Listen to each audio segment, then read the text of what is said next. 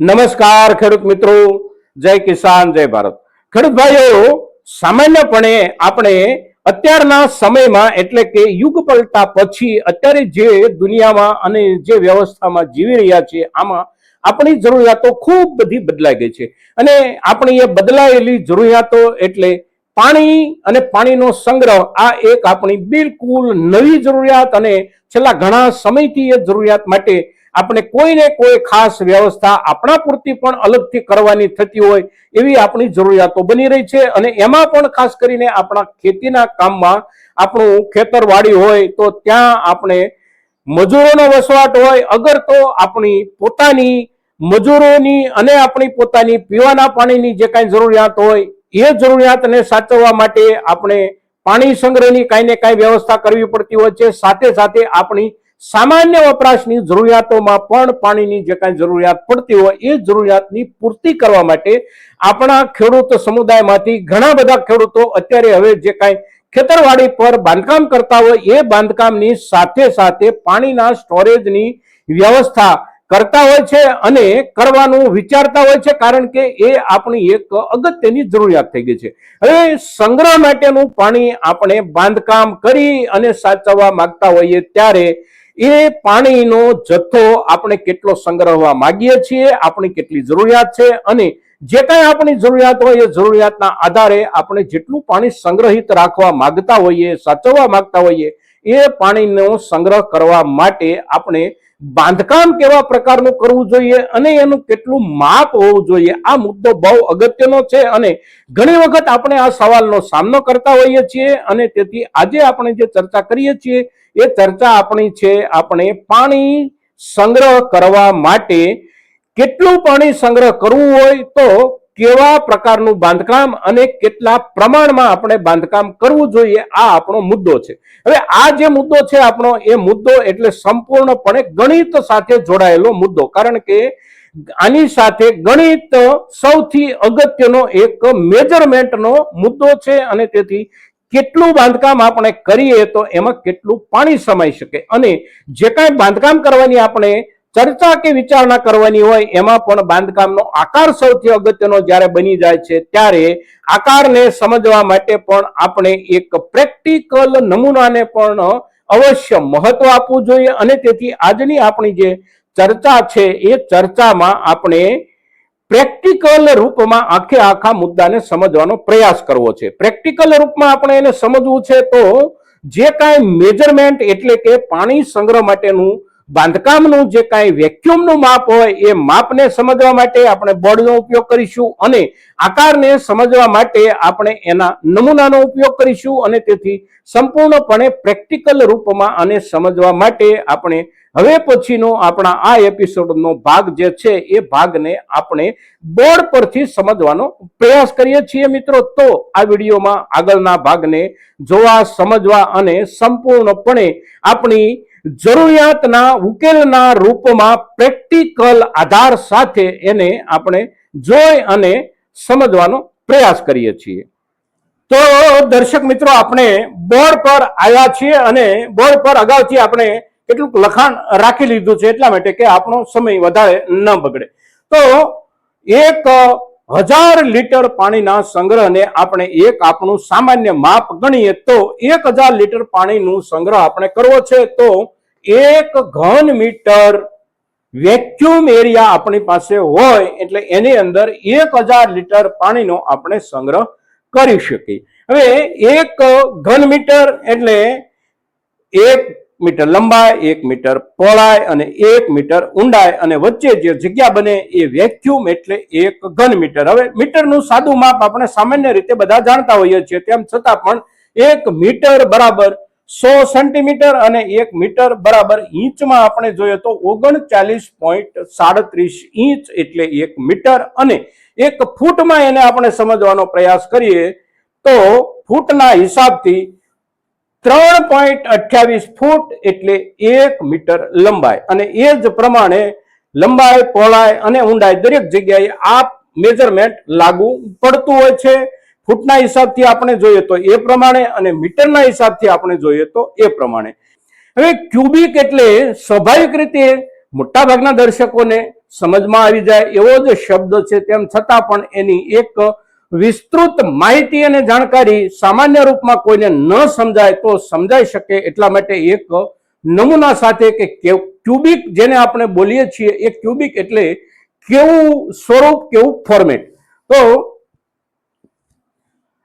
આ જે ફોર્મેટ છે આ ક્યુબિક ફોર્મેટ છે. આપ આ ક્યુબિક ફોર્મેટને જોઈ શકો છો કે જેની અંદર ઊંચાઈ,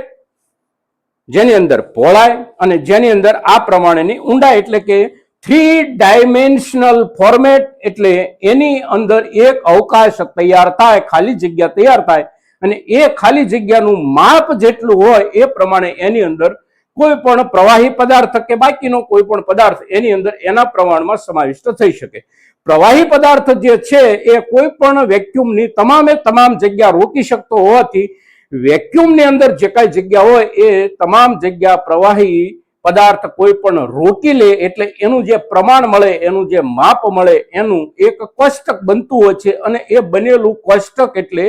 1 ક્યુબિક મીટર, એટલે કે 1 ઘન મીટર ખાલી જગ્યાની અંદર 1000 લીટર પાણી આપણે સમાવી શકીએ. હવે એ પ્રમાણે જ્યારે આપણે તૈયાર કરવું હોય ત્યારે આપણે જમીનની અંદર ભૂગર્ભ ટેન્કના રૂપમાં બનાવવા માંગીએ છીએ તો આપણે ચારે બાજુ એની દિવાલો બનાવવાની થાય, સાથે સાથે નીચે તળિયું પણ નાખવાનું થાય. હવે આપણે તળિયાની જાડાઈ કેટલી નાખવા માંગીએ છીએ અને કેટલી જરૂર છે એનો આધાર છે આપણી જમીનના પ્રકાર ઉપર. એટલે આપણી જમીનનો પ્રકાર પથરાળ જમીન છે આપણી, તો બહુ વધારે પાકું કરવાની જરૂર ન હોય, તેમ છતાં પણ 6 ઇંચથી લઈ અને 8 ઇંચ જેટલું તળિયું આપણે અવશ્ય નાખવાની જરૂર પડે પાણી સંગ્રહ કરવું હોય એટલા માટે. અને એવી જ રીતે એની સાઈડની જે કાંઈ દિવાલો છે એ દિવાલો પણ આપણે આરસીસી ની બનાવીએ તો એ પ્રમાણે જાડાઈથી બનાવવાની થાય, અને ઈંટની બનાવીએ તો એ પ્રમાણે જાડાઈથી બનાવવાની થાય. ત્યાર પછી એના ઉપર પ્લાસ્ટર આપણે લગાડીએ તો પ્લાસ્ટર પણ લગભગ 1.5 ઇંચ કે 1 ઇંચ જેટલી સ્વાભાવિક જગ્યા રોકતું હોય છે. એટલે આ બધું જે કાંઈ બાંધકામ આપણે કરવાનું થાય એ બાંધકામ આપણે બાદ કર્યા પછી અંદરનું જે કાંઈ સંપૂર્ણપણે વેક્યુમ આપણને મળે એ વેક્યુમ એટલે આપણું માપ. અને એ વેક્યુમ આપણે 1000 લીટર પાણી સંગ્રહવું છે તો અંદરનો માપ આપણને 1 મીટર લંબાઈ, 1 મીટર પહોળાઈ અને 1 મીટર ઊંડાઈ આટલું મળવું જોઈએ. હવે એના કરતા વધારે એટલે કે આપણે 2000 લીટર પાણી સંગ્રહ કરવા માંગીએ છીએ તો આના આ જ ચોકઠાને આપણે 1 મીટર લંબાઈ વધારી દઈએ, એટલે કે 1 મીટર લંબાઈની જગ્યાએ 2 મીટર લંબાઈ કરીએ, 1 મીટરની પહોળાઈ અને 1 મીટરની ઊંડાઈ, એટલે એ 2 ઘન મીટરનું માપ થયું. અને 2 ઘન મીટરનું માપ એટલે 2000 લીટર પાણી આપણે એની અંદર સમાવી શકીએ. હવે એનાથી પણ વધારે પાણી આપણે સંગ્રહવું છે, એટલે કે લગભગ એક ટ્રેક્ટરનો જે ટાંકો આવતો હોય છે એ ટાંકો લગભગ 4000 લીટર આસપાસ પાણી એમાં આવતું હોય છે. તો એક ટ્રેક્ટરનો ટાંકો આપણે ખાલી કરી શકીએ, એટલે કે 4000 લીટર પાણી આપણે સમાવી શકીએ એ પ્રમાણેનો ટાંકો આપણે બનાવવો છે તો આપણે 4 ઘન મીટર વેક્યુમ અંદર મળે એ માપથી આપણે ટાંકો બનાવવાનો રહે. હવે એ માપથી આપણે ટાંકો બનાવવો છે તો 2 મીટરની પહોળાઈ, 2 મીટરની લંબાઈ અને 1 મીટરની ઊંડાઈ, એટલે ટોટલ અંદરનું વેક્યુમ થઈ ગયું 4 ઘન મીટર. અને 4 ઘન મીટર એટલે 4000 લીટર પાણી એની અંદર આપણે સમાવી શકીએ. હવે આપણી પાસે એ પ્રમાણે લંબાઈ પહોળાઈની જગ્યા નથી તો એને માટેનો વિકલ્પ એટલે આપણે જમીનમાં ઊંડા જઈ શકતા હોઈએ તો જે કાંઈ માપ છે આપણું એ માપને જાળવી રાખીએ એ પ્રમાણે આપણે જમીનમાં ઊંડાઈ તરફ પણ જઈ શકીએ છીએ. આપણી ઉપરની જે સપાટી છે ત્યાં આપણી પાસે પૂરતી જગ્યાનો અભાવ હોય તો. પણ મોટા ભાગે આપણે જ્યાં પાણી સંગ્રહ માટેના ટાંકાઓ બનાવતા હોઈએ છીએ ત્યાં આપણને આવી તકલીફ ઓછી હોય છે. અને એમાં પણ આપણે સીમમાં કે વાડીમાં જ્યારે ટાંકો બનાવતા હોઈએ ત્યારે આપણને જગ્યાનો આટલો બધો પ્રોબ્લેમ હોતો નથી. અને તેથી આપણે આ પ્રમાણે ઉપરની સપાટીમાં 1 મીટરની ઊંડાઈએ આપણું પાણી સંગ્રહાયેલું રહે એ પ્રમાણેનો ટાંકો તૈયાર કરી શકીએ છીએ. હવે એનાથી પણ વધારે આપણે પાણીનો સંગ્રહ કરવો છે તો શું કરી શકીએ? તો એને માટે આપણે ઊંડાઈ વધારી શકીએ અથવા તો બંને બાજુની જે કાંઈ સાઈડો છે આપણી લંબાઈ અને પહોળાઈ એને આપણે વધારી શકીએ. પણ 1000 લીટરનો વધારો કરવા માટે અગર તો માત્ર 1000 લીટર પાણીનો સંગ્રહ કરવા માટે આપણી જરૂરિયાત જે કાંઈ છે એ જરૂરિયાત એટલે 1 ઘન મીટર વેક્યુમ, જેની ઊંડાઈ 1 મીટર, જેની પહોળાઈ 1 મીટર અને જેની લંબાઈ 1 મીટર. આ એનું સ્ટાન્ડર્ડ માપ છે. અને આ માપનો ટાંકો આપણે તૈયાર કરીએ એટલે પછી આપણે જેટલું પાણી સંગ્રહ કરવા માંગતા હોઈએ 2000 લીટર, 4000 લીટર, 6000, 10000 એ પ્રમાણે આ જે માપ છે એ માપનો આપણે ગુણાકાર કરતા જઈએ એટલે એ પ્રમાણે